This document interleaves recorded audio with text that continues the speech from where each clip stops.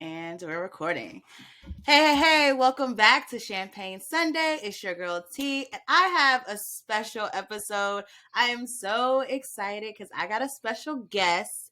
Special guest, can you please introduce yourself? Let the people know who you are. What's up, everybody? It's Jeremy, aka J Moon, here on Champagne Hey, Sunday podcast, where all my champagne sippers at.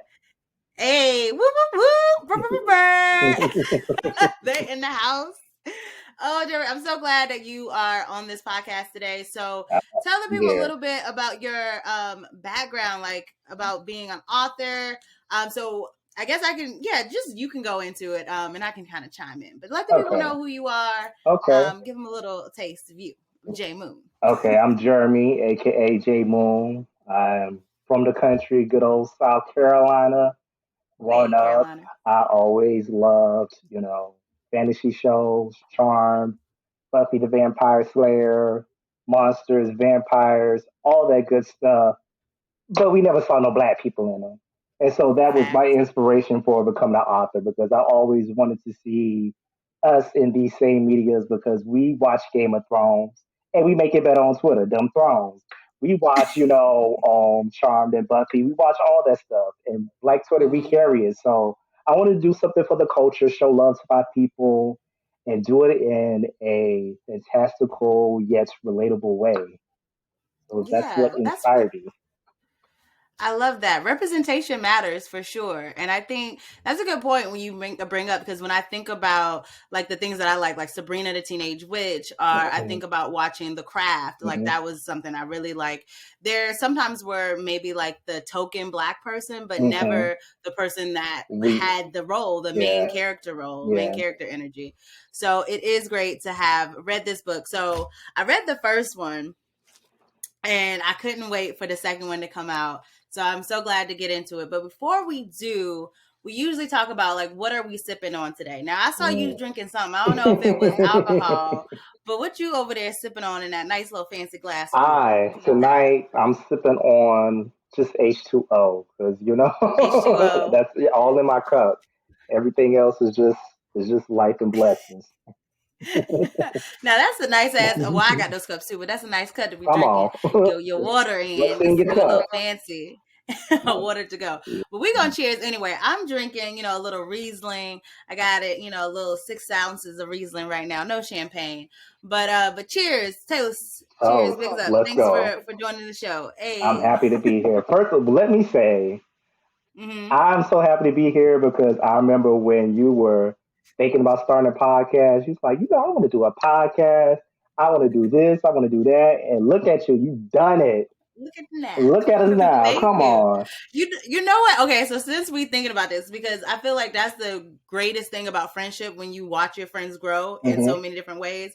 And I can say the same thing about you. Like I remember getting your books when we were in grad or not grad school, but undergrad. Yeah. And like you had like so Jeremy used to have like these binders Yes. and he would like type out his stories, print them out, and then put them in plastic slip covers and put them Hmm. in these little binders. And we used to sit and like read his stories, and I used to pass them on the tray, and we would like Hmm. figure it out. And my favorite, this one has not been released, but I'm still waiting on what is it? The Man in the Suit, The secret behind the suit. the secret behind the suit. That was a classic. I feel like I read that one twice because that was a really good one. So funny, I've been writing ever since high school, and it just like you said, like my best friend, she was my editor. And Mm-hmm. that's exactly what we used to do. She used to print it out because her father was a school teacher, so she would go Okay, to his she had to office. hook up at She the had to public hook up, schools. yeah, and she would edit it for me. And then that's how I used to do. We used to put it in a binder, and I used to pass it out. People used to read it. I think I started like what junior or senior year, and I wrote like three Okay. books in high school. Oh, okay, yeah, because I don't remember because I just remember like we had them in undergrad, so that's even crazy that it was like in high school that you was writing, and then you continue to grow and grow, and then here you are like a publisher with a full Come on. full book. If, for the Like, people who and can't you see, see, it's a Bible. It's it's a thick. Bible, and you can see, it is thick, and also you can see my ass was really read. Look how bent up it is. Listen, come on. Looking like a public library school book. I remember reading this book. No, this one was big. It was like my little ADHD kicked in. I was like, oh my god, but I stuck with it though, and I got it done. I appreciate you. Thank you so much. You're welcome. You're welcome.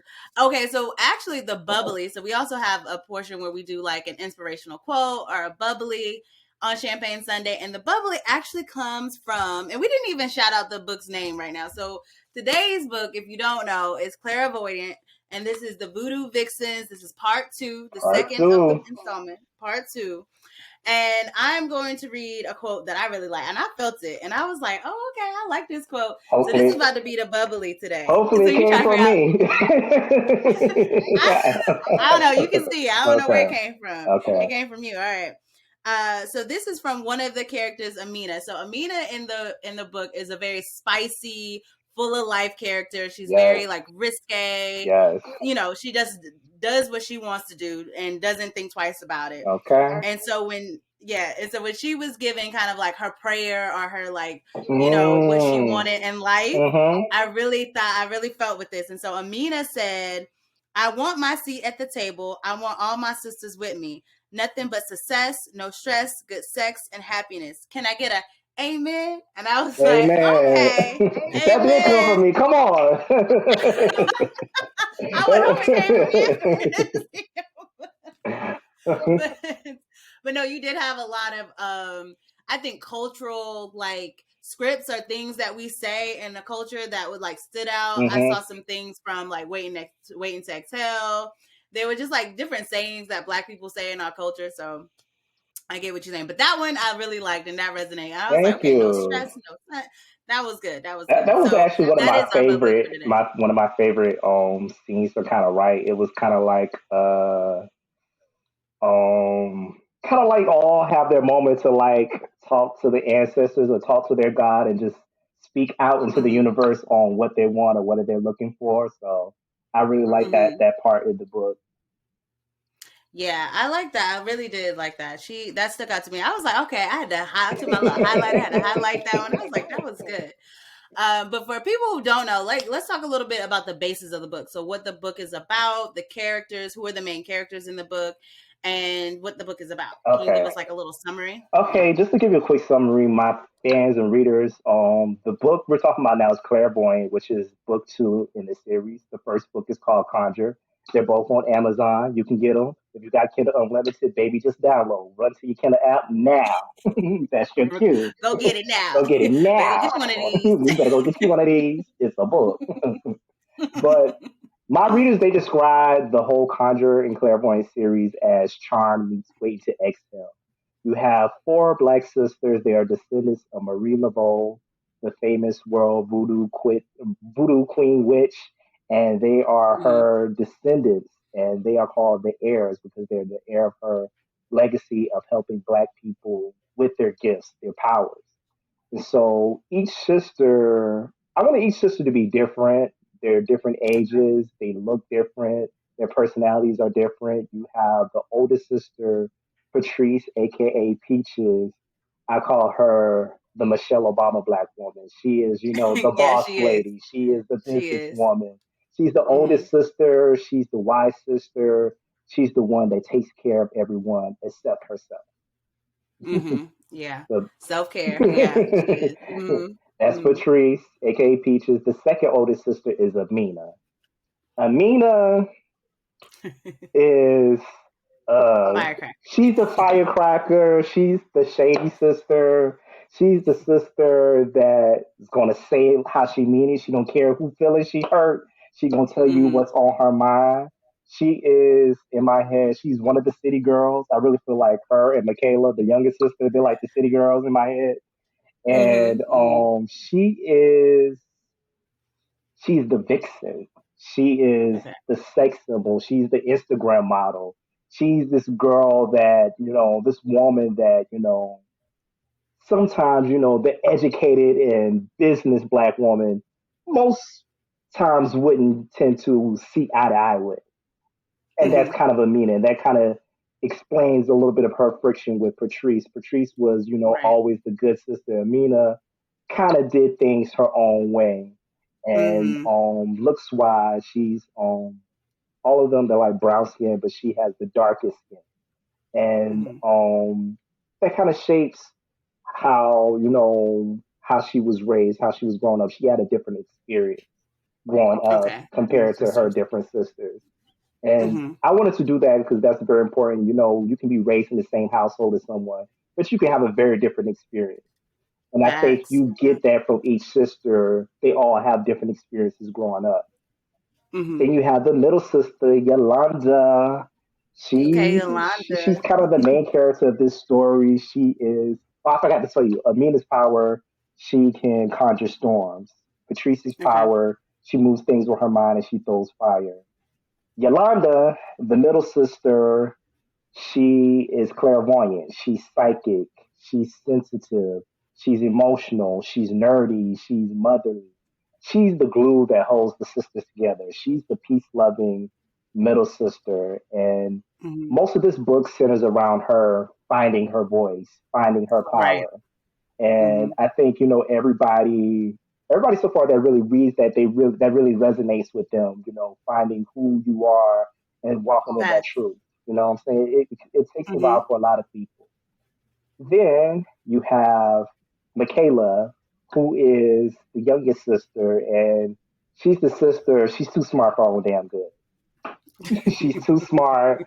She always got something to say. In my head, I also picture them as the Braxton sisters.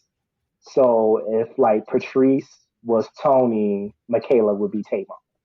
And Oh, okay, okay, and okay, she's the one that always okay. got something to say. She's outspoken Mm-hmm. as Mm-hmm. well.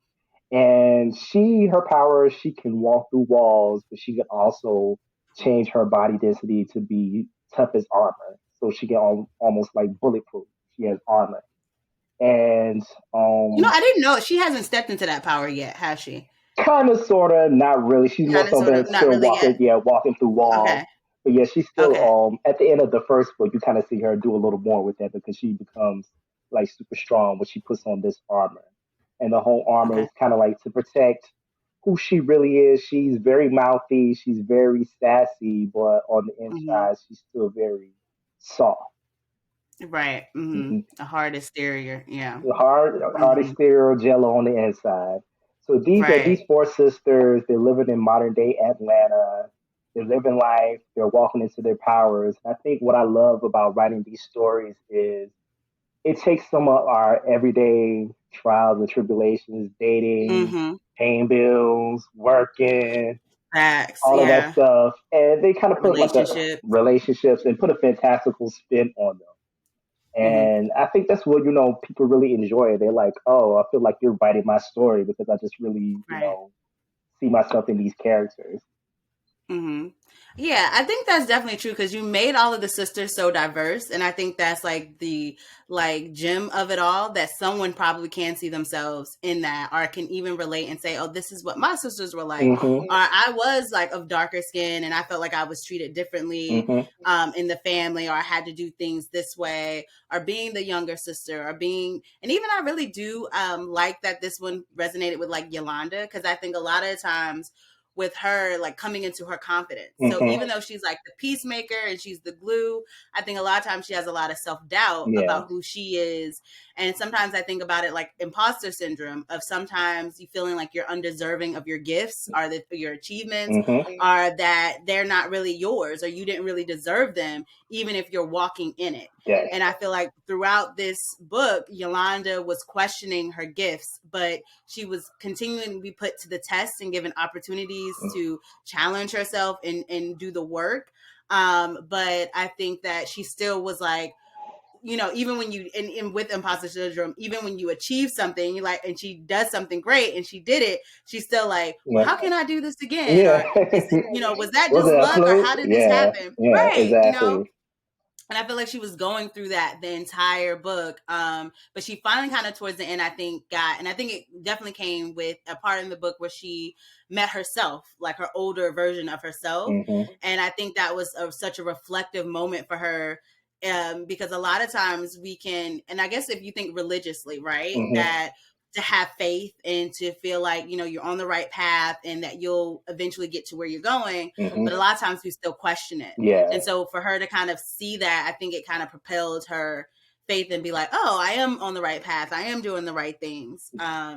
So yeah, I really like that aspect of the character with Yolanda for Yeah. sure. Well, we could talk about that. That was actually one of my favorite things to write because it's one of those we're writing the book. Sometimes I think about the end more Mm-hmm. so. I think about the beginning, but I think about the end. Where do I want to end up? How do I want to get there? And with Right. her at the end of the book, she has this conversation with an older version of herself. And it's just one of Mm-hmm. those things. Sometimes you got to encourage yourself.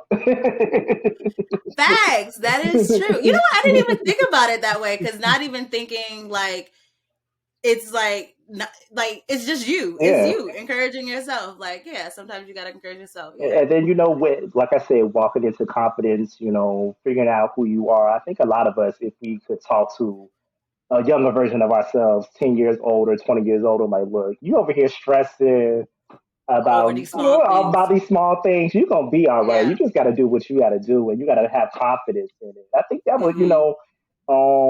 I think that would, make everybody's life better if they just knew, like, okay, it's gonna work out. I'm Just good. yeah, just trust the Yeah. system. Yeah. Mm-hmm. Just trust it. But yeah, I think that really definitely helped her step into herself. And even though, and I liked it too because the sisters, even though you look at it, right, you're like Yolanda is not Yolanda, but Patrice is the main sister, the older Hmm. one who's the boss, who's like in charge, who Hmm. usually who seems like she has it all together, right, and has Yeah, everything together. And so but it's magic in the fact, and I think a saying that's always like sisters that stay together, or sisters that's the that stuff. is it Yeah, yeah. Sisters that stay yeah together, stay together. Come stay on. together, right?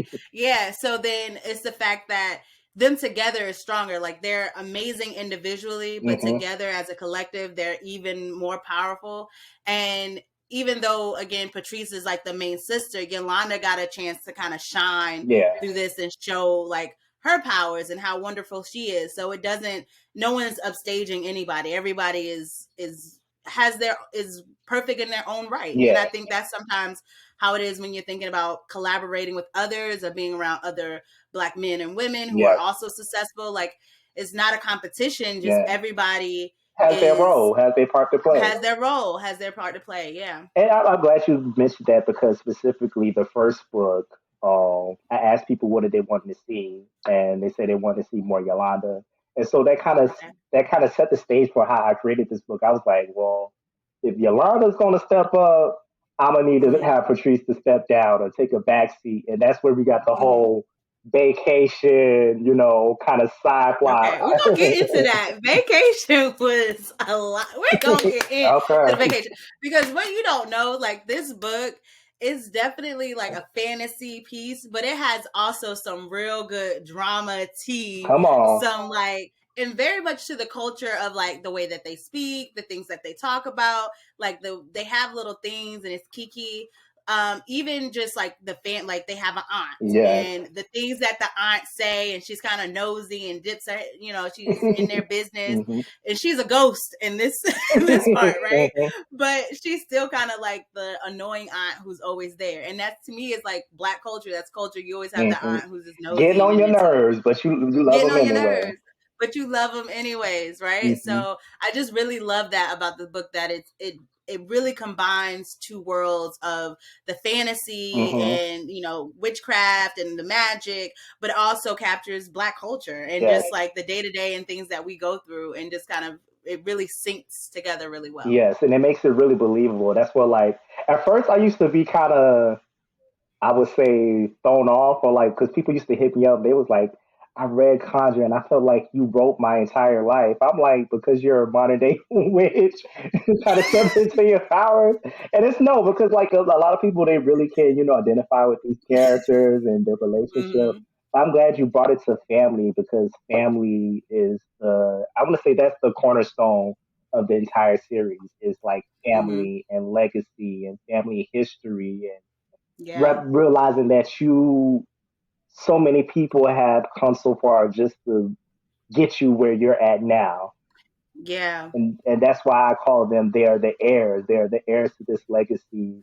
You talk about Yolanda, not being fearful of stepping into her power, and one of the things that kind of Mm-hmm. motivated her was, the memory of her grandmother. Her grandmother Mm-hmm. was this great witch. Her grandmother helped so many people, and Mm-hmm. she knew that that was a part of her legacy, and she, had to step into that legacy. Right. I do like that too because it thinks about, and I think the book talked about that too. Like, we don't all have the privilege of knowing our history and our Hmm. roots. Hmm. And I think that came up with Patrice. She went to Jamaica for vacation, Hmm. and she was meeting Mm. her fiance's family, who knows their history, who has ancestral in Jamaica. Like, they know their lineage. Hmm. And the mom assumed that Patrice didn't know her history because she was African American. Correct. And Patricia was like, no, actually, I do. I know who my great great great grandma was. And we have all of this long lineage in New Orleans and, like, all of this. And so I think it also speaks to ancestors a Yes. lot. Like you said, about the connecting with your grandmother, family, and connecting with that and knowing who you are today because of who your family was and what they did.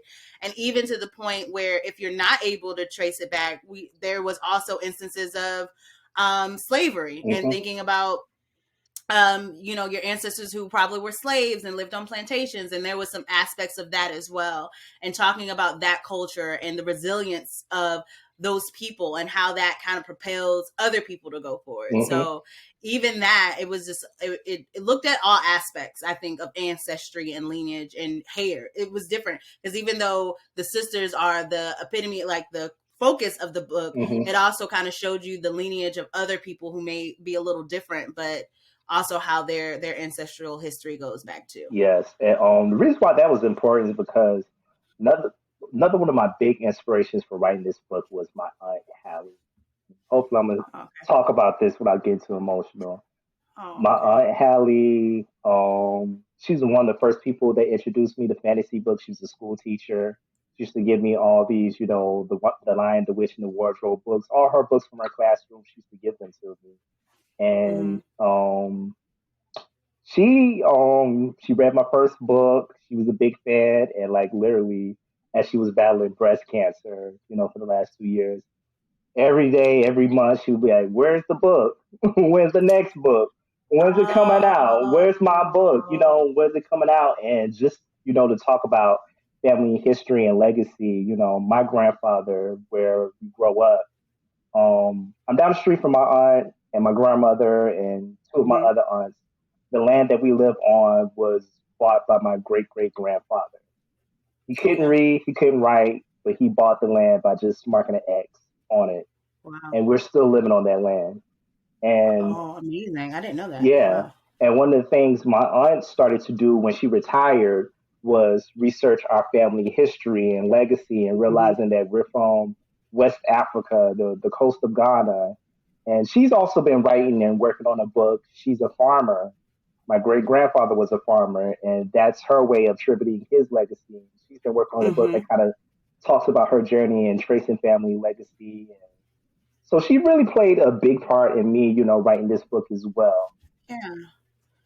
That's awesome. I didn't know that story. That's like a really great story, and in a way to also continue your legacy. Hmm. Because now that you said that, that's a lot of themes again that plays in the book, and you dedicated that to your aunt. So I'm pretty sure Hmm. she's really proud of you. She cried. And yeah, I know she's Hmm. really proud of you. Oh, because Yeah, it was a really good tribute. That hmm, was your aunt in the book. yeah. Yeah, So, and the other yeah. thing, people were asking me, "Who is Hallie? What is she? One of their sisters? Is she kindred Uh-huh. to them?" And I was like, "That's my aunt. My aunt's name is Hallie. My Yeah, uncle is I didn't. William." Yeah.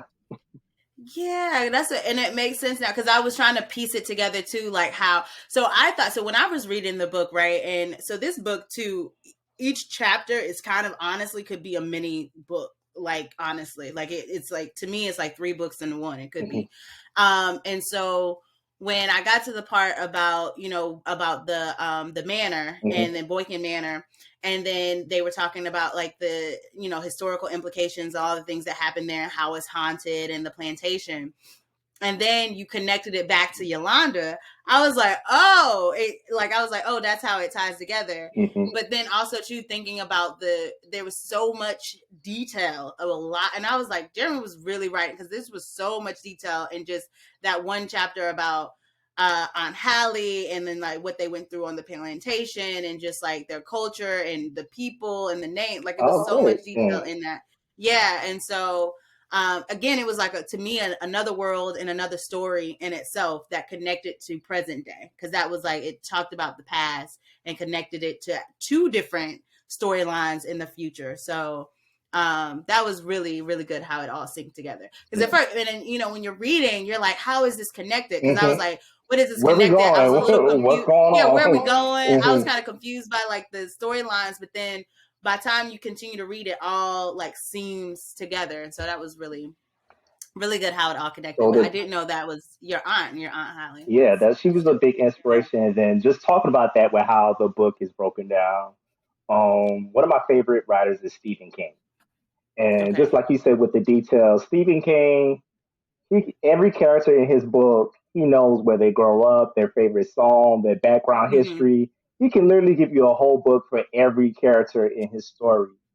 And I Right. was reading this on one book called The Institution, and it's about these kids who have psychic powers, and they're locked up in this institution, and this sheriff helps them escape. The book is Kind of like, is it based off of Stranger Things? a little, yeah, kind of a little Okay. bit, but yes, it's like, yeah, but it's all the kids. It's more so based on the kids. They're locked up there, and Okay. so, like I said, at the end of the book, the sheriff he saves the kids and he helps them get away. But when you read the book, the first 30 chapters is about this sheriff. He used to be a janitor.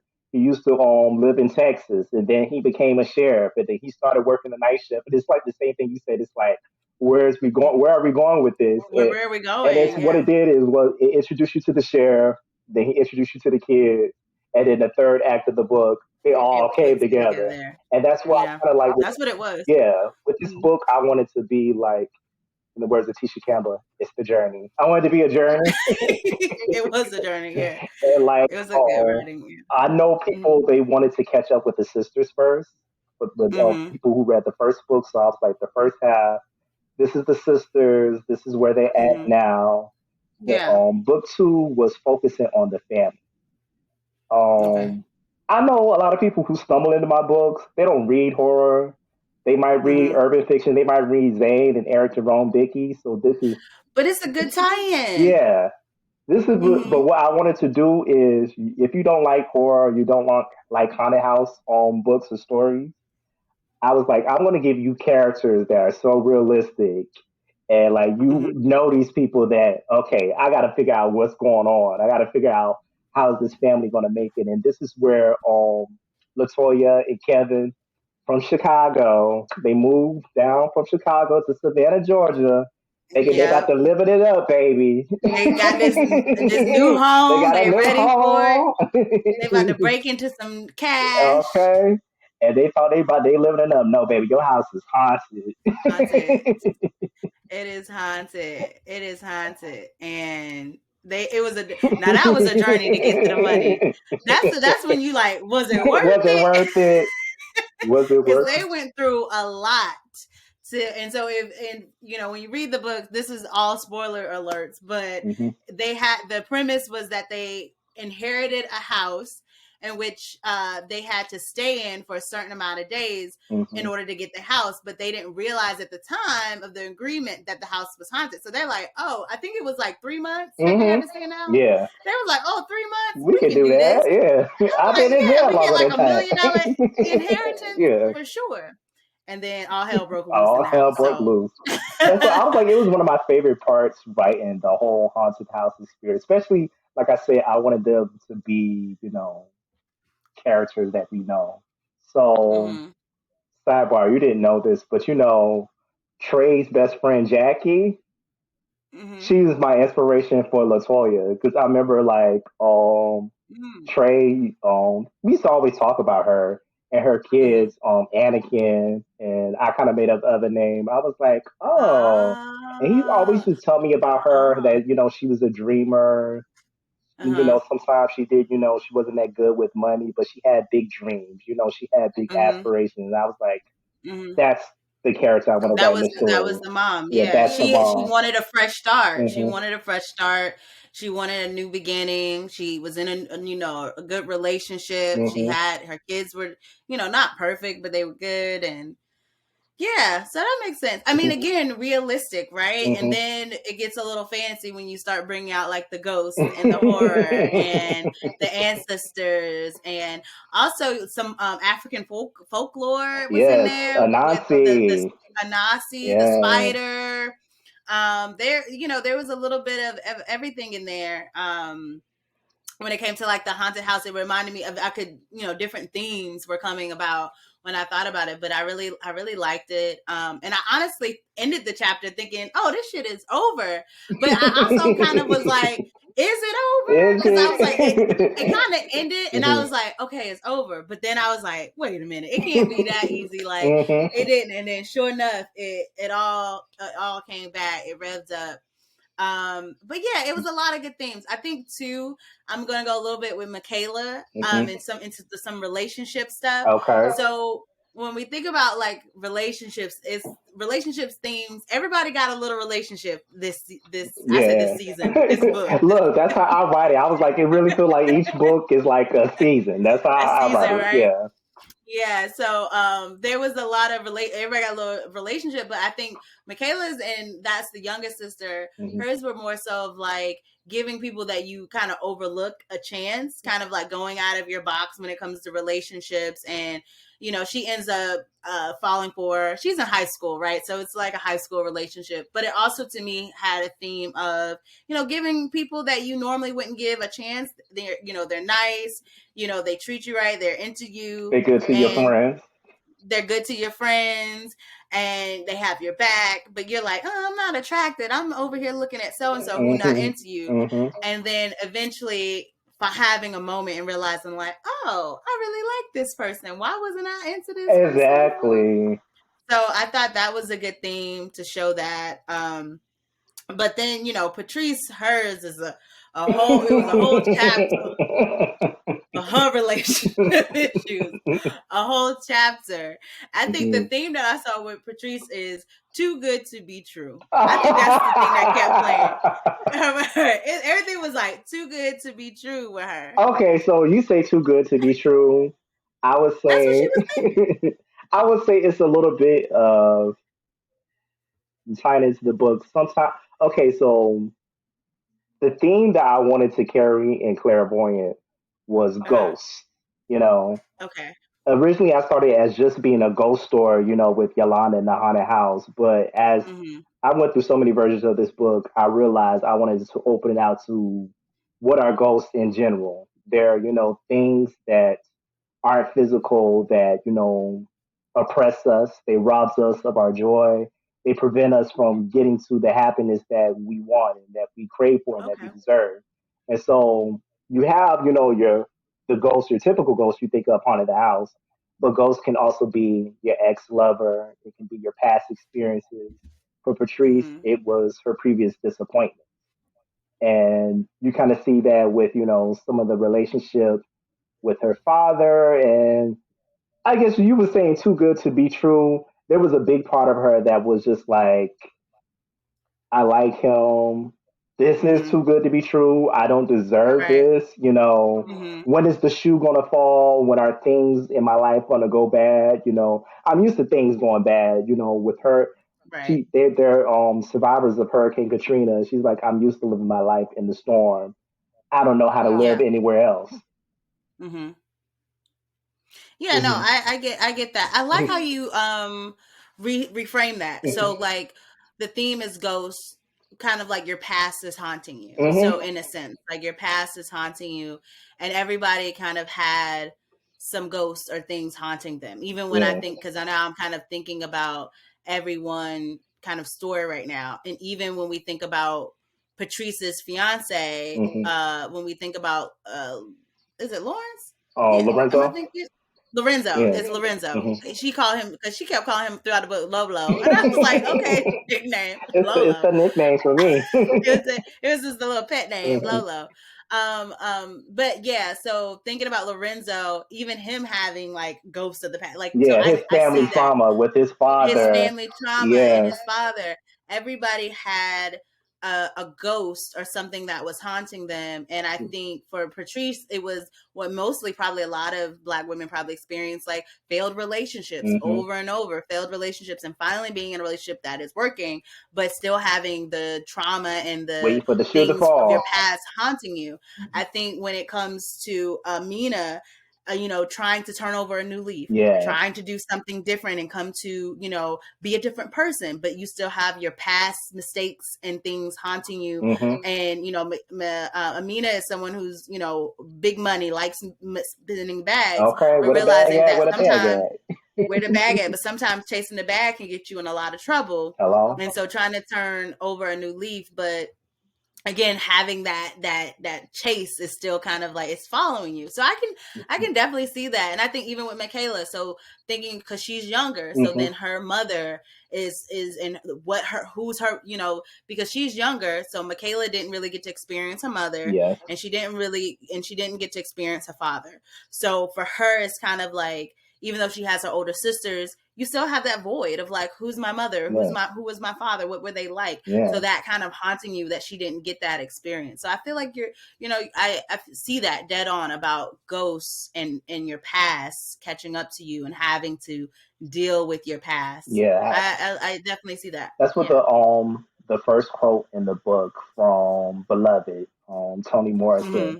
Me and you have more yesterday than anybody. We need some type of tomorrow. That's why, it kind of Mm. ties in the whole essence of the book. Mm-hmm. Mhm. Got it. That makes sense. That does piece it together. It really does. But yeah, let me see if I have anything. Let me Keep going. I'm because enjoying the I could definitely go into vacation, right? But I conversation. wanted to see because I'm thinking about going into vacation. But let me see what because I think we talked about that. Yeah. Oh no, we didn't talk about that a little bit. Okay, so we can definitely kind of go into a little bit about Amina a little bit more. So Amina, again, we said is the firecracker, and Mhm. so she currently had in the first book, she in the beginning, the first book started off really good because it was like, oh, this is When crazy, she got right? So shot. Amina, when she got shot, so For Amina her started protection. off the first book and she got shot, right? Hmm. And so in this book, she actually comes face to face again with the person who shot her. Hmm. And so you're thinking, of course, everybody's like, "Oh, you ready to You fight? got to Like, fuck him let's up. go! You about to fuck him up, sis? But this is your opportunity, Yes. And she ends up making love with them, and Yes. I even put in here, What in the hell what is is that? going on? Right? What was that? What is that quote that meme you always post? I got it. Now wait It one was damn wait, wait, minute. now wait a damn minute. That's his. I wrote it down. Now wait a damn minute, because I was like, that's not what's supposed to happen. But it reminded me so much of like when you think about trauma bonding, Yeah. and yeah, and so when people are attached and they experience trauma, so I mean, of course, that whole like first book with Amina was trauma for her to have to be shot and all of that. And Hmm. so thinking about now, she's in a cycle of physical and emotional abuse with her partner. I think was there a history of abuse with her and is it Magnum? Yeah, Magnum. No Yeah. history of It, abuse, but it was okay. one of those things. She wanted a fast life. He was a drug Mm-hmm. dealer and a rapper. He kind of gave that to her. Okay. But it's toxic relationship 101. Yeah, it It's just definitely toxic as seemed. shit. Yeah, because it was a lot of highs and lows, and there was a periods of affection, and then periods of devaluation, and just emotional abuse. I mean, Hmm. because he did shoot her, and then it's kind of like, you want me, babe? I got this money for you, and just kind of like, and that's what gets her, like Hmm. that's motivating her. But it does. I think it really did highlight like trauma bonding and just how people have a difficult time getting away from things that they know aren't good for them or Yeah, relationship cycles, yeah. even though they have these extreme highs and lows. And they also just completely avoided the conversation.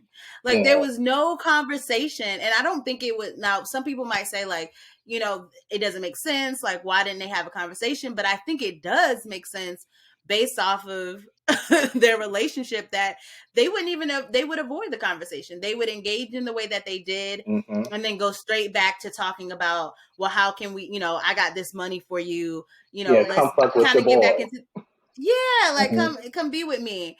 And I think it makes sense because to me it really it's like trauma, that's trauma bonding for us, like not being able to kind of, you see all the red flags but you're not Mm-hmm. able to You get over ignore there. them. And I think, yeah, and then him showing up with the bag of money to me was like love bombing. It was like the fact that he was like, here, I have all of this love, this flattery, you like the car, he You was know you in the Maybach, yeah, you know you like like, his Maybach. yeah, like look at You all know of you this. a And city she's like, girl. Where the bag at, where right. the bag at? It's right here, baby. Exactly. And she was just like, yep, I'm ready for it. And it just did not go Let's continue to talk about Amina the because way. I really like writing her storyline. Mm-hmm. Especially for this book, her trying to turn a new leaf, like you said. Um, in the first book, so I wrote all the descriptions, and it's obvious that she has the darkest skin, and Mm-hmm. she's kind of perceived as the bad sister. And I've read, some Mm-hmm. of the people's comments. They was like, "What is this colorism? What Oh. is this her experience?" And this is where it goes back to um people having different experiences growing up where you can, Mm-hmm.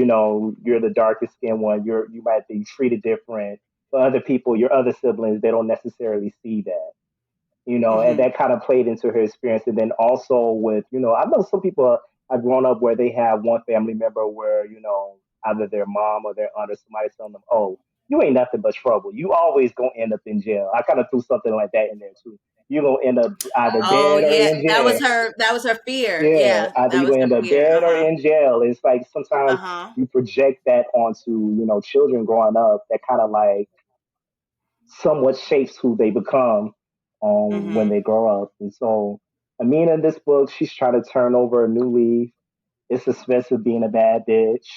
Um Especially the type that she trying to be. She like them luxury brands. Look, listen, the chapter I wrote with her going shopping, I was like, this is really me. It's like, how do you cure depression how do you get over depression when the thing, that you're depressed about is causing the depression, which is shopping.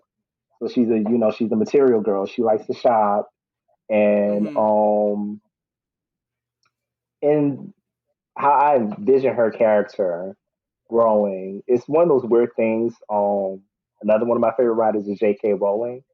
And Mm-hmm. I've always loved, in the Harry Potter books, 7 books, she had like a master plan of where she wanted to take Harry, how his journey was going to go. And Mm-hmm. specifically for Amina, I envision her. I don't know if you remember the first charm, one of the sisters owned a nightclub. I envision her owning her own club, being her own boss. And so this Mm-hmm. book was her working in the strip club, working Mm-hmm. for working for Gucci the Goblin Child, Gucci the Goblin child. being the hookah girl and being the bartender. And like, you know what? The 9 to 5, it ain't for me. I'm a do it on my own. I'm gonna make it on my own. So this was like a stop point in her journey to, Yeah. Can you say something a little, so earlier you just said that it's hard when the thing that's causing you to be depressed is your coping strategy, like she was coping through shopping, hmm but the reason that she's I depressed is forgot. because she doesn't have Let me money. Is look. that Yeah, how did I write this? Because I wrote it. I was like, listen, when I wrote this, it touched and agreed with my own spirit. It's like, okay, whenever Amina felt depressed, she went shopping. But what do you do if okay? your cure for depression is causing depression? Yes, That's it. yes, Yeah. that's what it is.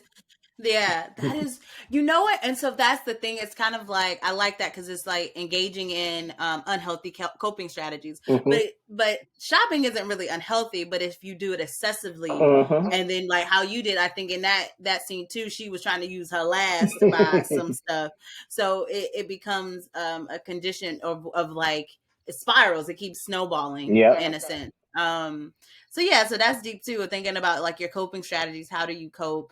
And then sometimes your coping strategies can keep you in that same space that you don't want to be in, because you can't free yourself or do something differently. Mm-hmm. But I do like that at the end of the book she was talking about a business of her own, or maybe that's something that she would want to do with her sister. So Yes. who knows what's going to be in part 3. Yes. But yeah, I do see that you do have a plan for each of the characters, for Yeah. sure. And just to finish with Amina, I love writing her storyline. Like I said, Mm-hmm. I don't know if you got it. Some of the inspiration was the Players Club. Yeah. Oh yeah, for sure. The Players Mm-hmm. Club, and like I remember when I was writing, P Valley was on TV, and I was like, a supernatural strip club. I'm like, it writes That's itself. So it. we got to do You it. that was the only thing that got me. Like the strip club was, I mean, all of the supernatural stuff was like, oh, okay, they turn into werewolves, or people using powers, whatever. Hmm. But the strip club, supernatural strip club, definitely got me with the vampires. Yes, I the was like, boss oh my clown. god, I The was boss like, what? clown. We up in the I was boss like, clown shop. I was like, did I read that correctly? Like, what are they It's a place for doing? That was vampires to come and they get their freak on, you get their freak on. Yes, and then when they took over the place and the shit just went haywire, I was like, "Oh Lord, What we gonna do now? what are we gonna do now?" It was a So, lot. That was good. That was another good another scene. thing, you don't watch Star Wars, but the movie Star Mm-hmm. Wars, the big creature Jabba the Hutt, it's like this Uh-huh. big slug like creature. I was Yeah, I watching know what you mean. Star Wars and like they was like Jabba the Hutt's lair, and he was smoking hookah, and the little monsters they was in the back turn up. I'm like, this ain't Oh yeah, they do always nothing. have that on. So I don't really watch. You're right. I don't really watch it, but when I do see clips, I do remember they do have their own little supernatural little Yeah, bars I and was like, stuff. this ain't nothing Yeah. but Cheech and Lounge on U Street. Let me stop. Let me go ahead and put this in this book. Pretty much. That was a good addition. Definitely good. And to see, but okay, the only thing that got me, and then we're gonna go to Patrice. The Hmm. only thing that got me for that was I was surprised, and I think we saw a different side of Amina, Hmm. that she cared so much, because Amina said that Mm, she stayed at the strip club because she wanted to protect her friends who were there, yeah. and so that's why she stayed. But I was like, I was like, why does she care so much? Why do you think, why would she care so much? Because she's usually only always for herself, and Hmm. like, what benefits her? Yeah, I like that you pointed that out. Like, I wanted to show a different side of Amina, and Mhm. not only with the other strippers, with Sweet Tea. Like, Sweet Tea was Yeah, my favorite character. Like in my head. connected with her. Yeah, Hmm. and she was like such a sweet girl, and like it's like you said, Amina is usually selfish, only out for Hmm. herself. I wanted to show a different side of her in this book. And I think with the next book, just like we got a lot of Yolanda in this book, the next book we're going to get more out of Have Amina. a meaning. Yeah. Okay. Yeah, I really do. I really do like that. Because she did connect with Sweet Tea, and Sweet Tea was kind of like an underdog. She wanted to be a stripper, didn't really have it, Hmm. but Amina kind of took her under her wing. And Amina is like the stripper, like she got it, like Yes. she's the boss Millions of on the pole, followers. the millions of followers, the The Instagram girl, the it girl, everybody know her. What is it? The Godiva goddess or the Diver Goddess. That's a stripper name, baby. So yeah, so that was good. All right, so let's get to Patrice a little bit. Okay. Woo, Patrice. Yeah. It's a lot going on. It's a lot going on. So, okay, I don't even know where to start. I just feel like where should I start with Patrice? I really don't know where to start with Patrice. I like the vacation. I like the Jamaica feel. It felt like you was in Jamaica. It felt like you was just having a good time. I really wanted to book my trip as I was reading it. Let me book my flight to Jamaica. It felt It felt really, real. It felt real. It felt genuine. Talking about the food, I was like, "Ooh, I want me some jerk chicken, some jerk pork." Like they was just going in with the vibes, the rum punches, just the scenery. You could kind of take it all in, right? And then Mm-hmm. also it was luxury because Mm-hmm. Patrice's fiance is rich, rich. His family is rich, rich. So it was given private jets, Yes. Chanel blankets, just rich, right? And again, so much detail about like their outfits, what they had on, the smells, just so you can kind of put yourself in the moment and be there. Mm-hmm. So I really did like that, but I knew it wasn't gonna all last long with that. I knew it was gonna be, but you know what really shocked me? I think was kind of the twist. So there was a twist in there where Lorenzo's it was an I can't remember. Is it uncle or his cousin? Lorenzo's he flipped on him. Oh, the uncle. The Oh, uncle yeah. flipped on him. But then it was a twist to the twist because then you find out at the end because he said he speaks to why he did what he did, right? And Mm-hmm. so as the reader, you're reading, you're like, oh, that's some bullshit. You flipped, you a snitch, you did this. But then by the end, you realize, oh, why, It was why a he did what setup. he did. It was a whole setup. And Mm-hmm. so I was like, that was really orchestrated well in that. I think it was good. But I did see a lot of dynamics again about um African American culture and other like West Indian and Caribbean cultures and kind of sometimes the stereotypes and not thinking that you're for family and you may be selfish. I think that's Mm-hmm. how they kind of perceived Patrice. Mm-hmm. But Patrice definitely stood her own in that whole chapter. She Yeah. stood her own. With the She definitely did. well, just to back it up, to start it, before we got to the vacation. Mm-hmm. So the first, like I said, the first 10 chapters is just about the sisters where they're at with their life. And Right. with Patrice, I know she was stressed the fuck out. She got all her Oh, sisters okay. living with We're gonna go her. there. Okay. She got all her Mm-hmm. sisters living with her. Her aunt is a ghost, and she in the house too, getting on her nerves. Mm-hmm. And her job is getting on her nerves, and the sisters being petty. She was just stressed out, and really, my inspiration for this, I love the Braxton family on values. I don't know if you remember when Iana tried to fix their life, and Tony was like, if y'all were my sisters, I wouldn't like y'all. She was like, Yeah, I she do was like, remember that. I love I do y'all, remember that. but sometimes Uh y'all get on my nerves. And I was like, huh. Uh huh. that's Patrice, where, it's just like, she was stressed the hell out. She was just stressed the Mm-hmm. hell out.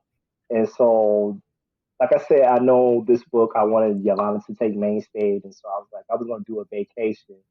And it could have been easy to just, oh, they went to Jamaica. Patrice, we need you to come back, leave your vacation. But I was like, no, I wanted this, to be experienced. Specifically, the whole vacation section of the book. Like, if you look at the first book, I broke it down into 4 parts. It's, the heirs, which is about the sisters, the haunting of the Boykin Manor, the whole haunted house, and the vacation. Mm-hmm. And the whole Mm-hmm. vacation section was supposed to be like a palate cleanser after the haunted Mm-hmm. house and all the dark stuff. You're like, Right. we're high Right. in the skies. We're on the jet. Mm-hmm. We're sipping Mm-hmm. champagne. We just got a Right. rum Right. punch. You can smell the pineapple. Like, I really had a good job writing the book. Like, I watched many like YouTube videos of vacation of just like Okay. couples going on excursions. Vlogs. Yeah, like it was like so many people, their birthday, their boo took them on an excursion. I was like, okay, where are they going? What are they doing? They're drinking rum punch. Mm-hmm. This is what the hotel looks like. Oh, they're doing Okay. on whitewater rafting. This is how hot it Mm-hmm. is. I was like, I think, I wanted to put all of that, in the story. But Mm-hmm. And it did. ended. But I wanted it to be more drama, and I was like, the drama has to be his family, and that's why I started Okay. this whole, the world of the shifters. Mm-hmm. There's a 5 fractions of shifters across the world. There's werewolves, there's panthers, there's bears, there's snakes, and what was the fifth one? The Escape me. dragon. Yeah, and the dragons. The dragons are Oh, okay. extinct. The dragons are extinct, but Okay, yeah. they Okay, try to okay. make their way back, and I wanted that to Mm-hmm. be like in a weird way. I was like, This could be another book too. This could be a spinoff. But that's why I wanted No, to it do was it. it was three books. Hmm. It was the sisters, it was the Boykin Manor, and Hmm. then it was the werewolves. It Hmm. was three books Yeah. in one. I was like, I just wanted to dip my toes. So when I was like, if I want to spin off and do more on the werewolves and the shifters, I can do that. Mm-hmm. And another reason I did that because I wanted to introduce his brother, Playboy. Like Playboy in my head was a character. I was like, oh, he's the You bad was giving brother. Chris Brown. Listen, Chris Brown with the dreads, the bad brother.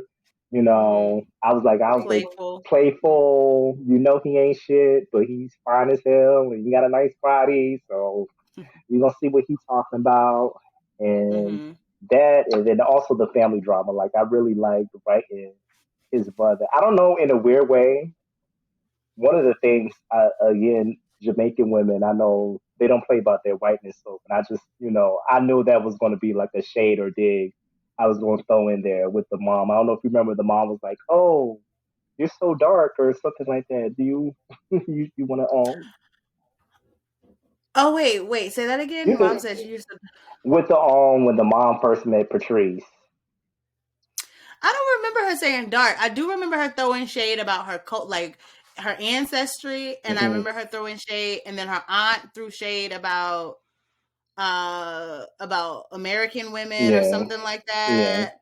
I got shade, but I don't think I got like the dark skin comment. I Well, didn't get that one. they do their bleaching stuff But over yeah. there. They have, some Mhm. Mhm. colorism issues as well. And I wanted to write the mother as this very Christian woman, witches. We don't do Mhm. witches over here.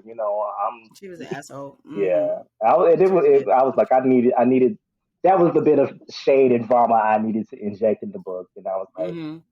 now we're getting somewhere.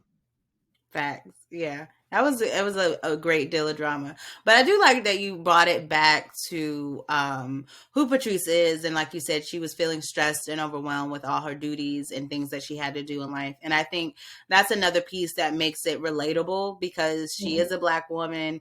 She's trying to do it all. She's very successful in her own right. Hmm. And she's kind of like the person who is stressed but perfect. Like, Hmm. like they try to have this perfect, everything is Because, in order, yes, everything is right, we don't perfectionism, show no cracks.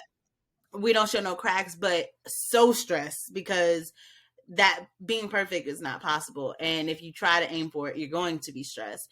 And so I feel like she was very much kind of last episode, before last, we were just kind of talking about like the strong black woman, right, Hmm. and what that is. Hmm. And I feel like Patrice is definitely tries to be the strong black woman, holds it together for a family, Hmm. doesn't show her emotions, doesn't really cry. And I think you even said that, like when she finally did break down, she's like, this is not me, I don't cry, Yeah. this is the second time you've had me crying, I don't do this.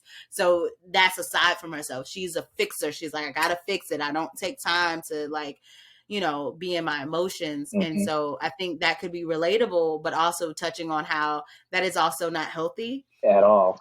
And I think she started to realize that on her Jamaican trip of like, I never really have a vacation. I never really just do nothing. Yeah. And now it I'm always feels good working. just to. Right. It Hmm. feels good to be taken care of, or for somebody else to plan and do the things, and Hmm. I don't have to plan. And so I think that also is another aspect of coping. Like we was talking about Amina coping. How does she cope? Patrice copes by just keep doing. Yeah. And then so you see that the ways that you cope is sometimes unhealthy. Yeah. And I think sometimes you even resembled her stress, that it was also physically. Like I think most of the time maybe people would be getting migraines or headaches, Hmm. but for Patrice, she was getting her fire ring around. She was getting like these headaches or these Crazy fire rings, headaches. crazy Fire. headaches, the fire. So yeah, so that was, I like that you touched and went back on that. That was the whole reason for her action, because at first she wasn't even gonna go on the Yeah, he vacation asked her to go. until She's she like, lost her job. Yeah, until she lost her job, and then she just was like, fuck it, I'm going I'm to gonna go. go. I'm gonna go. But yeah, all of the werewolf drama, the were family drama, that was definitely another aspect too of thinking about meeting somebody and Yeah. Their being family. introduced to their family, and what Yeah. is their family like. Their family don't like you. I mean, the mom was horrible and said some mean things about Patrice, like just really mean things that were not true, especially after, you know, and I was thinking, I was like, she saved the family and she did all of that. Mm-hmm. And I was like, you're not going to accept her. But I'm like, you won't even accept your son. So of course you're not. Because Listen, even the father doesn't accept your own son. And he's done really well. So I was like, that, I guess it makes sense. that's listen. A lot of families is like that, and Mm-hmm.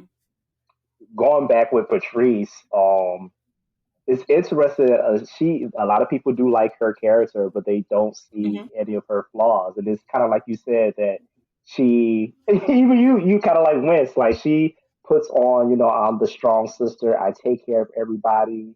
She's the person. She doesn't like to show cracks, and so it was kind of like a Mm-hmm. thing in the first book.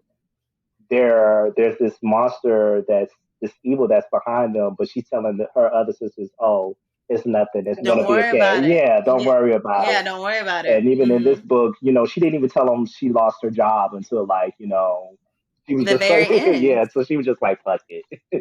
Yeah. And I feel like it was a slip. It was kind of Yeah, like, yeah. And I lost my and job. they're And it like, was like, "What?" yeah. So she, she doesn't say anything. Yeah. And that is a flaw. Like you're Mm, supposed to like if you can't communicate with anyone, you're supposed to be able to communicate. And I think mm. again that's another thing, you're supposed to be able to communicate with your sisters. But I feel like Patrice isn't able to communicate with Lorenzo because she's not a person to communicate. She doesn't even communicate with her closest bonds, which are her sisters. So That's true. when it came to the end and they were like, well, you didn't tell me this and I didn't expect this and you didn't prepare. And Hmm. I like that they finally was able to communicate at And the end and address kind of it. talk and address it. Cause I Hmm. was like, please don't end without them talking. But they did talk about it and they realized like, oh, we weren't really talking about anything. Like, you know, we weren't really talking about what was happening with me. Hmm. And Patrice was holding everything in and Lorenzo And was kind of exploded holding out. everything in. Yeah. And then it all came out and it was like they could have been such a resource to each other through this whole process had they communicated and relied on each other. But you know, it's that image of I can take care of it by myself, I got it covered. Hmm. Even to me it was baffling that Patrice was Lorenzo's secret weapon, but he didn't even fill her in on that. And I was Yeah. like, You come on probably should let now. her know. They try to kill us out here. I was like, oh, you just gonna give the black card and be like, here go shopping bag, There you get go. something nice. Yeah, because that's what she You should have like. told. I'm over here thinking Mhm. we over here about to eat some barbecue and I'm about to meet your mama. And it's a whole gala, and then on top of that, you propose, and Yeah. so it's like one layer over another layer over Hmm. another layer over another layer. It's like, when do I have time to like Process. take it in and process? I Yeah. don't. You're not giving me time to. You're Yeah. not giving me time to. Yeah. And then also, like you said, he proposed, and once she kind of saw how the night was going, before she met the mom, she like took off the ring and she was like, you know what? Let's not talk about the proposal now. Let's save this for another time. And he You know, broke her I own didn't like back. her for that. You didn't like her for You said, well, I that? didn't like her. I was like, girl, you Oh. already in it. Just do it. Yeah. Because at this point you accepted the ring. You said yes. Hmm. And then, but I think why I didn't like it too is because she flaunted the ring when it was with, The other is it girl, Davita. Davita? Yeah. Davita. Hmm. She flaunted the ring in front of Lorenzo's ex. Hmm. She was like, and I'm married, girl. I got the ring. Look, I got the look. He was like, ring. "Oh, it used to be a race to get this man to the altar. Well, tell him to call off the race. I already got the It's, rainbow." I got the ring. But then it was time to meet mom. Let me Get the put it ring. in my, let me put it in my Put the purse. ring on. And so it's like, girl, you can't be wishy washy. Like, Exactly. Make up your mind. which one is it gonna be? So I was like, I ain't like for being wishy washy. And It's he gonna be and he was like, either one, "Oh, right? it's fine. Everybody, give it up for my fiance. She said yes, and she over here like, did you just told everybody?" I was, you know how you get secondhand embarrassment? I got secondhand embarrassment from that. I was like, no, Lorenzo, don't do it. I was like, oh my God, I'm gonna like be embarrassed because I could just picture like the crowd kind of parting and it was like all Everybody eyes looking on at her. her, yeah. And she just like, I was like, oh, I got a secondhand embarrassment. He just all cheesing and happy, like, Yeah, come on, he's like, girl. "Come on, we about to dance," and she looking at his mom, and the mama like, I know. Not this bitch. Nothing. I'm like, oh my God. And it's I was like you said, like, the communication in his mind, he was like, "Oh, there's nothing wrong. It's gonna be fine." And he's not reading her cues. He's not. yeah, not at all. Hmm. Yeah. Yeah, no social cues. They're not reading them at all. So, but that was really good. So I guess before we kind of wrap it up, I think the last thing, the shocker, was the epilogue of. I read like one sentence and I was like, oh no, and it was like it was a lot of shock in it. So I should have said this in the beginning, like spoiler alert, spoiler alert. If you haven't read the book, spoiler alert. But another spoiler alert. Let's talk about the ending. Um, yeah, the fact that when it came out that Davita's child was Lorenzo's, I was like, what? And because he made it seem like, oh, it was so long ago when we Yeah, did this, and that was the it was past, a and little I'm single. Like, hookup. it was like a little, and I was like, and then I was like, oh my God. And in the book, you kept writing like, he looks just like Lorenzo. He looks Hmm. just like, so it was like, so then it made me think like, there's no doubt, like, this Yes, is this is. his Yeah. child. And I was like, okay, all right, well, it's his child, right? And so I'm like, Patrice really probably not gonna want to be with him now. And then epilogue comes, and it's the daddy's child. Look, surprise! Surprise! I was like, not the dad having an affair. The dad is having an affair with the son's ex girlfriend. Laying it low and spread it wide. And not only that, it seems as if it's the culture of the pack Hmm. where she was raised to cater to men in the pack. I The mean, I guess alpha. that's kind of the alpha man. And so it's like it's the culture of it. But Hmm. I also want to know, like, I feel like mom knows, like, in my mind, I feel like mom knows, like, She this is just probably how do. the culture is. Hmm. I feel like she probably knows, right? Like, she probably don't know the extent of it, but she knows, Yeah. right?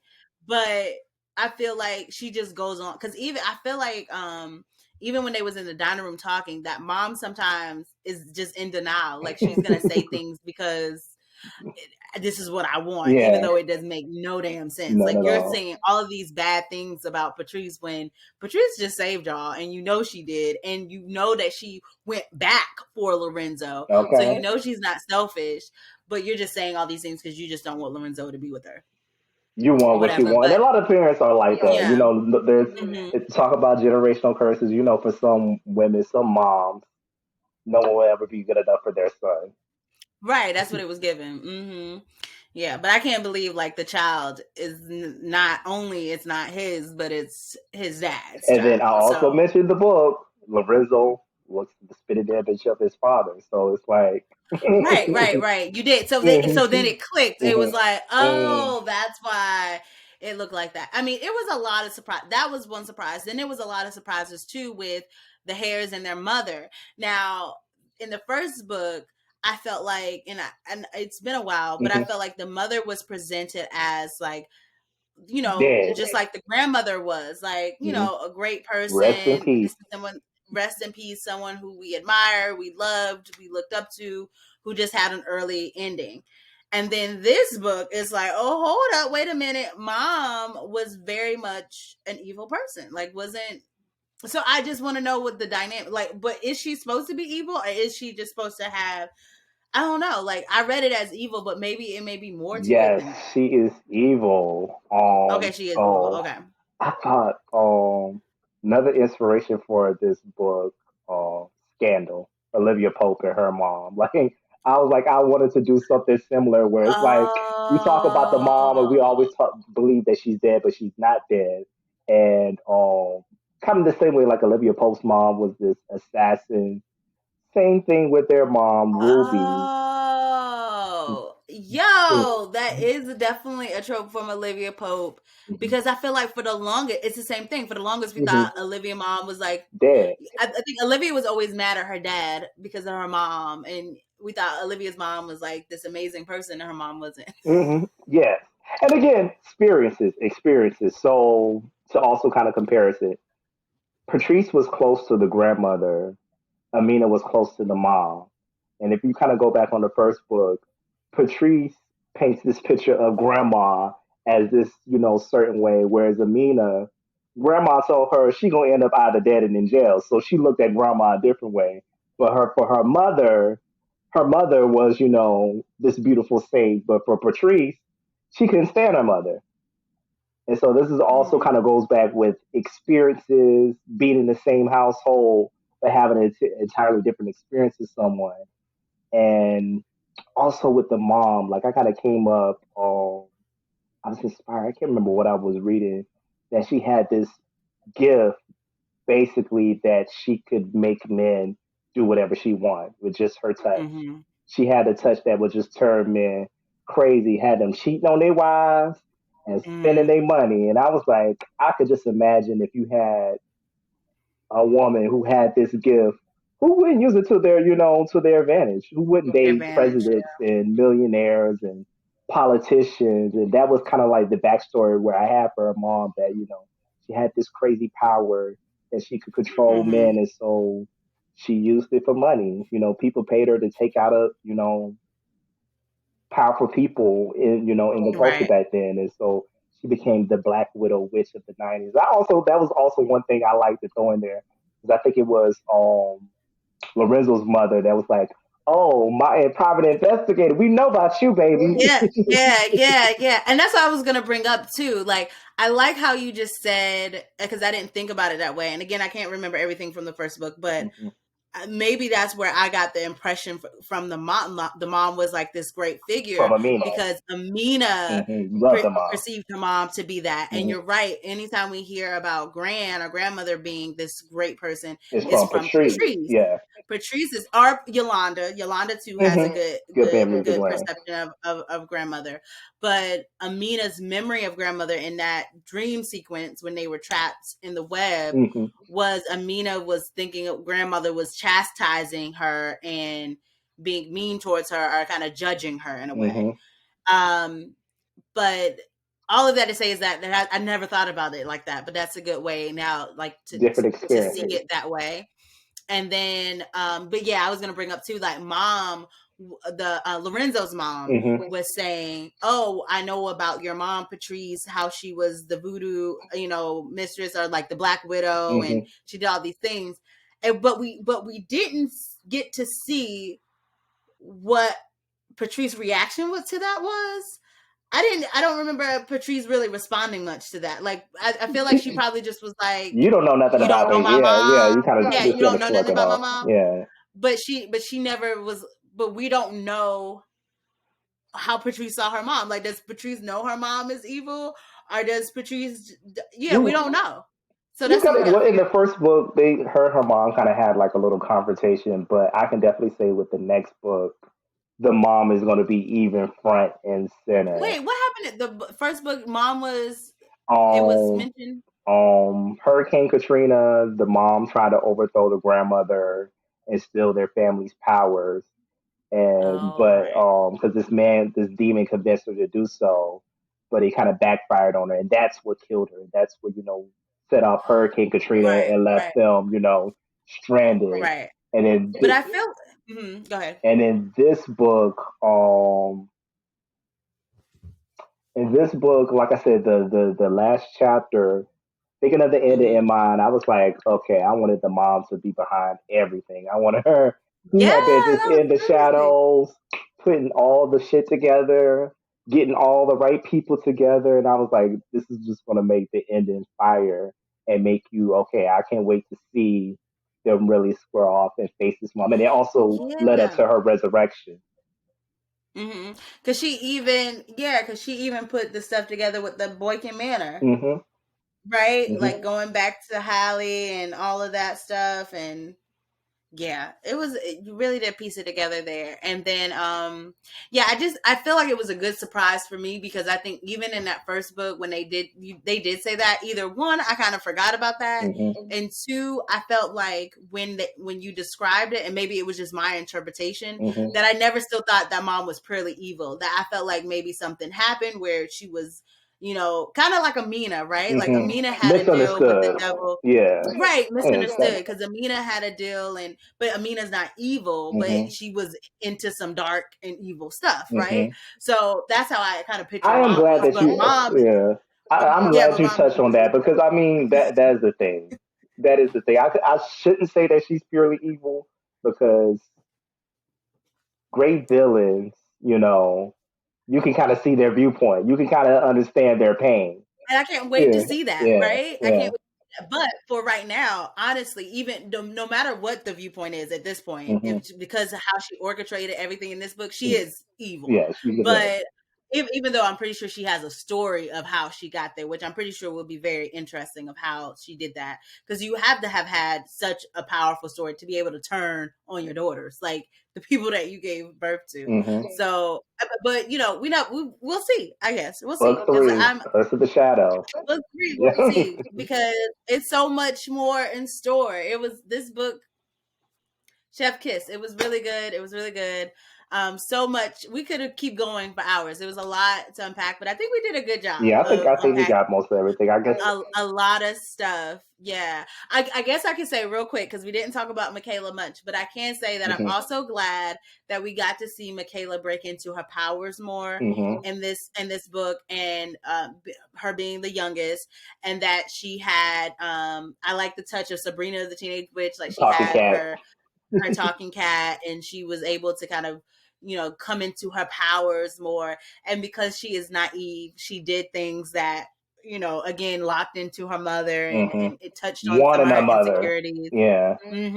Again, a ghost from a past, right? Hmm. So all of that is really amazing, and so great read, great book. Make sure if you haven't that you go and get Clairvoyant On Voodoo Kindle Vixens now. II. It is on Amazon. Pick it up hard copy, or you can do audiobook. It's on Kindle if you like. I like to have a hard copy book, Feel but it, touch Kindle's it. too.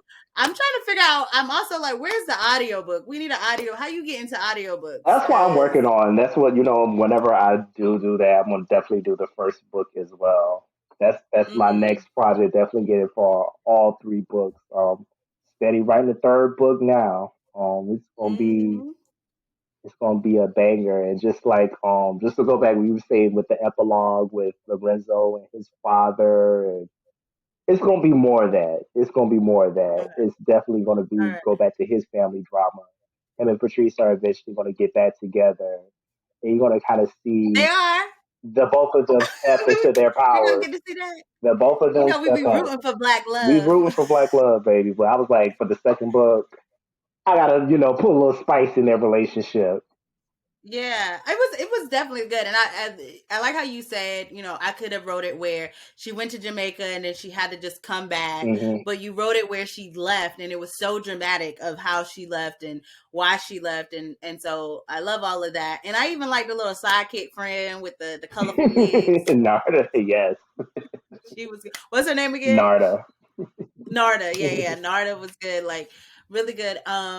So before we end, just let me know, how do you plan on? Usually I say, how do you plan on pouring it up into the next week? Hmm. But I'm just saying, how are you planning on pouring it up into this franchise, into your new works? You also let them know that you have more than just the Voodoo Vixen series. You Yes, have other books in the works. So just let us know what's out there, and also how you plan on to continue to pour it up. Like, let us know. yes. Well, I kind of think of all my books as kind of like the Marvel Cinematic Universe.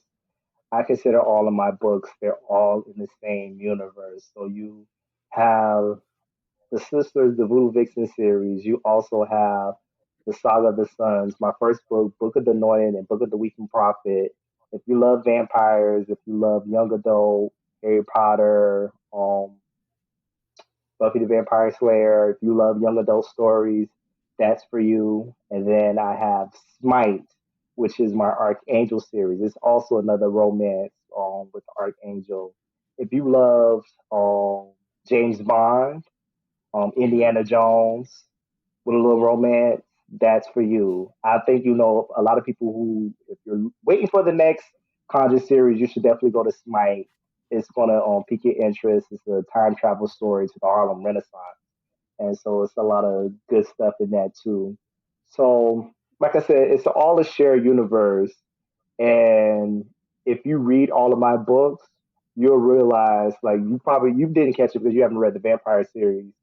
The Okay. vampires in the book, they're from my Anointed series, so their characters in my I other was just series. thinking that when you said vampires, I was Mhm. like, "Oh, you've wrote about vampires before," but Yeah, yeah, I didn't catch they're it. Yeah. characters in this book, and as you continue to read, you're going to see how all the characters from my different stories hop in and out the books until eventually I want to have one book where they're all in the same book Come on going ham. now. It's going to be a Come team on. up. It's going to be a team up. Come on. Avengers who? Avengers what?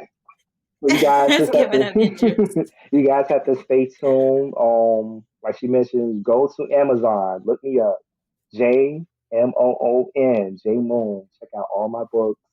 I have what? One, two, six now? Count them up. I have like Count six them up. now. Book Six? of the Come on.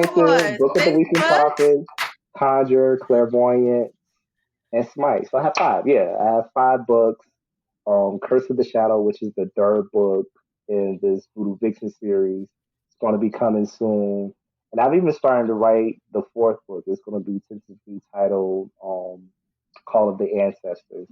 And so, Okay. like I told you before, specifically with the Voodoo Vixens with these sisters, I already have like 6 or 7 books planned out with their their story Hmm. arc. And honestly, I can write them forever, especially since people love the story. So I'd love to give it to Yeah. y'all. Thanks, thanks. Do you have any book tours or anything coming up? Like the little you I go to book do, conferences or yes, anything people can kind of pop in and see you in yes. person and real and Make physical? sure you check out my TikTok, J Moon Writes, my Instagram, J Moon Writes, and also my website. I will be at the Black Author Expo in Woodbridge, Virginia. I believe that's April 30th next month. Oh, okay. That's So coming up. yeah, it's All coming up. right. I'm gonna be out there. I'm gonna be hustling books, and I'm And also what part of it? That's in Woodbridge yes, or in where? Woodbridge? Okay, that's not too far. All yes. right, for the DMV folks, Come that's on, not too far. come on now. Get in your Yeah. car. Come get a good Get book. your girl. I'm gonna We be on gonna the have to do stage. a little carpool. We Okay, gonna skirt. We're gonna skirt up. nice little trip. The book little I don't know, like they're called like book tours or book. What is a good word for it? What is they're usually called? Expo signings. Book expos Yeah, and signings. They're actually pretty fun. Like yeah. I like the one that we went to. The Halloween one was like actually Mm-hmm. really fun. So The horror yeah, conference. and then and I've seen you post some on your page before. They always look really interesting. That you can meet different people and different Oh backgrounds and just yeah. have like a good networking experience. Yeah, So I go to a lot of conventions as well. Awesome Con, Blur Con is my favorite. If you're black and you're in the nerdy that's what I was space, looking for. yeah, yeah, Convention. conventions, That's the word. yeah, yeah. Yeah, I'm yeah. out there Expo. too. Yeah, selling the books, Yeah. and sometimes I got on my costumes too, y'all. So y'all definitely Check come on out and check you out. out. Check you out. Yes, All right. So I like how you're pouring it up. It looks like you got some things lined up. You continue to write. I really appreciate you coming onto the podcast. It yes, was so much it was fun. I was so fun. excited. I'm glad that you came. I got a lot of my answers, I said my answers questions, but a lot of my questions answered because I'm telling you, I was taking notes and everything. But continue to do what you're doing. I'm so proud of you. I'm Thank glad that you. out. I know I was one of the people like your aunt. Like, when is the next one coming? When is it? Um, Let me tell you, So that's I'm why I glad want, that it's just real here. quick, I want to shout out to the Moon Squad, the readers. I love Okay, y'all. move Y'all motivate me. To the people who find my personal Instagram and Facebook and say, where is this book coming? I don't see nothing. I haven't heard nothing. When is it coming out? Thank you so much because it definitely motivated me to keep writing. Yeah, that's good. And see, we thought you was quiet, right? But you was out Mhm. here writing 3 books in Okay, one. okay. And that was why I was like, I wanted the wait to be worth it. I wanted to give It you the was money. definitely worth it. Yeah, it was worth. It was definitely way worth the wait. So thank you for the book. Thank you for coming onto the podcast, and for all of you listeners, again, you can check out J Moon. J Moon writes. Make sure you go to Amazon. Also, check in with Champagne Sunday podcast for Yes. all things Champagne Sunday. Check in if you like this. Make sure you comment. I'm gonna have some clips up. Go into the comments. Tell me what you think. Is this something you would like to listen to or read? Again, we're looking for audiobooks, Come on, but it's coming. we're speaking it out Speaking there, to right? existence, even if I gotta get my little audio equipment. Mm-hmm.